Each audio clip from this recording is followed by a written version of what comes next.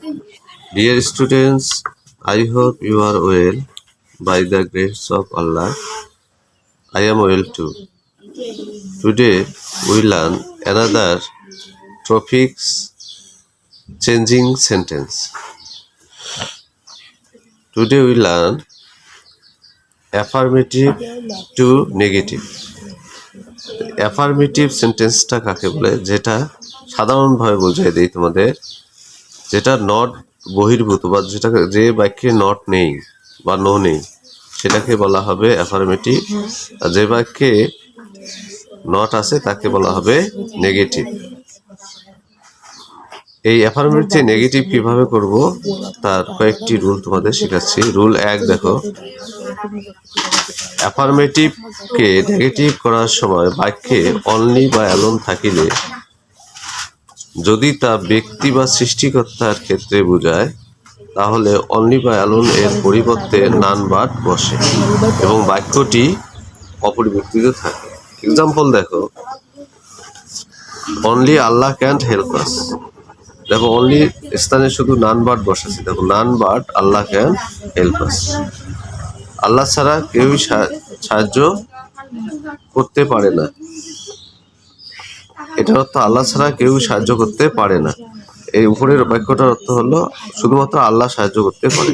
অর্থ ঠিক আছে, অতএব আমরা পরিবর্তনও করতে পেরেছি।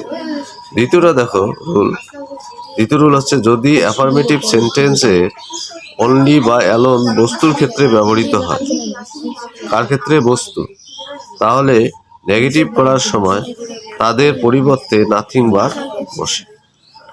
এক্সাম্পল দেখো, ওদের দেখাচ্ছি এক্সাম্পলটা। এক্সাম্পল হচ্ছে the writer drank only water. লেখক শুধুমাত্র পানি পান করেছে। নেগেটিভ করার সময় দেখো কি করলাম আমি, the writer drank nothing but water. বস্তুর ক্ষেত্রে কি বসাইতে বলছি? Nothing but. শুধু লেখক পানি ছাড়া কিছুই পান করেননি।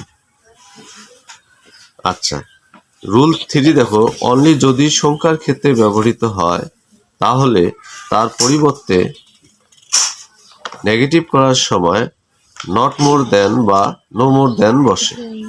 এক্সাম্পল দেখো, খেয়াল রাখতে হবে নট মোর দেন বা নো মোর দেন বসে। হি ইজ অনলি 22, তার বয়স শুধুমাত্র 22 বছর। এখন হি ইজ নট মোর বা নো মোর যে কোনো একটা বসাতে পারো। হি ইজ নট মোর দেন 22, তার বয়স 22 বছরের বেশি নয়।